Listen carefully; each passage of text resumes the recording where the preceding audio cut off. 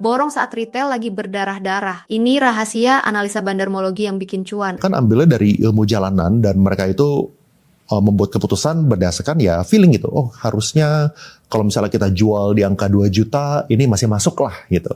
Mereka nggak ngecek COGS kayak gimana, HPP-nya kayak gimana, lalu dari segi sales pipeline itu kayak gimana. Lalu misalnya as simple as misalnya kayak gini deh, misalnya lu sewa-sewain ruko gitu, lu sewa-sewain ruko pun most likely orang-orang yang sewain ruko pun juga nggak tahu occupancy rate persentasenya itu berapa ya dalam waktu 5 tahun, 10 tahun itu apakah sewa 70%, 60%, orang cuma ngitung gitu dari harga 10M, gue bisa sewain 100 juta. Berarti gue dapatnya 10% gitu. Ngitungnya dari situ gitu. Bukan ngitung dari, yang kosong kayak gimana? Ya, yang 30% kosong. Lalu harus sewain, harus bayar ke property agent juga gitu.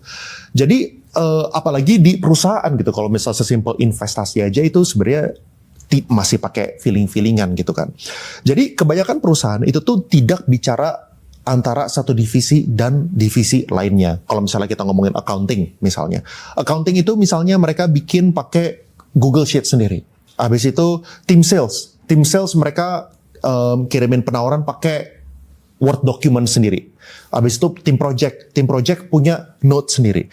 Tim legal punya dokumentasi sendiri. Habis itu tim finance, kalau misalnya mereka mau mengajukan, mereka cuma taruh di Gmail doang, itu nggak di save secara rapi. Jadi datanya itu pada saling berserakan semua.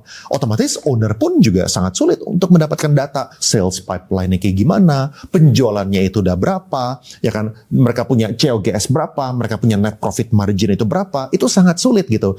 Dan soalnya ya antara divisi pun mereka juga tidak punya visibility. Toh yang ngerti datanya masing-masing itu cuman dia sendiri yang bikin.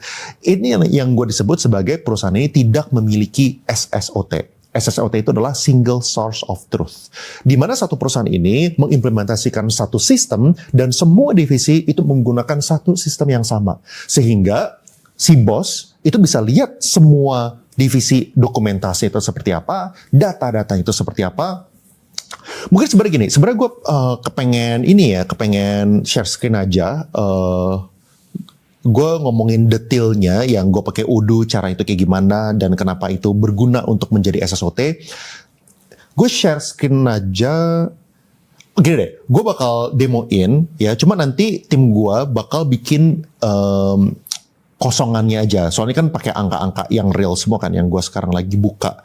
Jadi supaya teman-teman ngerti, nanti gue bakal overlay satu share screen yang pakai demo account supaya teman-teman ada gambaran gitu ya.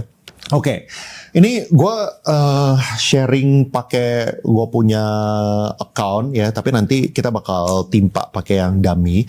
Jadi di Odoo ini kalau misalnya kita lihat secara proses dari quotation sampai invoice dan payment itu kecatat dengan jelas, namanya itu log note. Jadi kita bisa lihat siapa aja yang revisi, nominal yang berubah itu dari berapa jadi berapa, apakah udah dikirim dan confirm quotation-nya, dan kalau misalnya udah, ini bakalan jadi invoice. Lalu kita bisa lihat juga detailnya, apakah ada perubahan nominal, udah dikirim ke klien atau belum, status payment-nya kayak gimana, dan lain-lain. Dan ini juga udah terintegrasi dengan detail projects-nya. Jadi dari sale order, ini udah nyambung sama project-nya, dan view-nya itu Gantt chart, jadi kita bisa lihat pengerjaannya itu masih berapa lama, dan di tahap mana.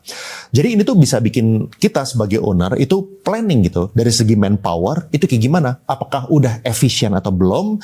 Mereka ini lagi pada ngapain? Dan setelah project ini selesai, itu mereka udah ada project yang lagi pending atau belum? Soalnya kita sebagai owner kita nggak boleh ngasih jeda kan. Kalau misalnya jeda itu sampai 2 minggu, mereka yang nganggur, mereka juga bakal kebingungan mereka yang ngapain gitu.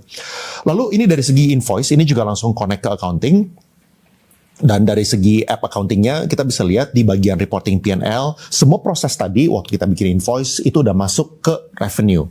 Dan kita bisa juga lihat detail revenue-nya, ada sales-nya, kita bisa lihat general ledger, kode-kode invoice-nya, dan kalau misalnya kita klik lagi cek journal entry-nya, ini ada isi detail keseluruhan yang tadi, dan balik lagi. Ini nyambung sampai kalau misalnya kita mau cek sale order-nya, projects-nya, dan apa aja task list dari projects-nya. Jadi secara sistem, aplikasi kayak misalnya Odoo, itu bakal ngebantuin owner untuk menganalisa. Tapi analisa itu adalah step 2. Step pertamanya adalah kita harus bisa menyajikan data. Kalau misalnya owner itu datanya masih terpencar-pencar, antar divisi itu masih pakai sistem yang berbeda-beda, dan mereka ada yang ngerti barangnya masing-masing itu cuma yang bikin doang, otomatis owner itu nggak bisa lihat. Kalau misalnya owner nggak bisa lihat, owner nggak bisa analisa.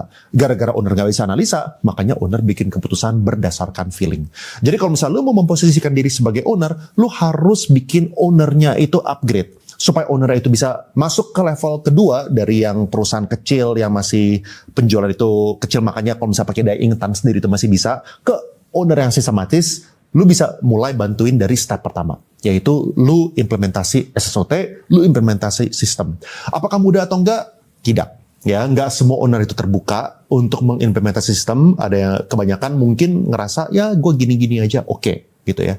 Tapi ya itu kan kayak jodoh-jodohan ya kalau misalnya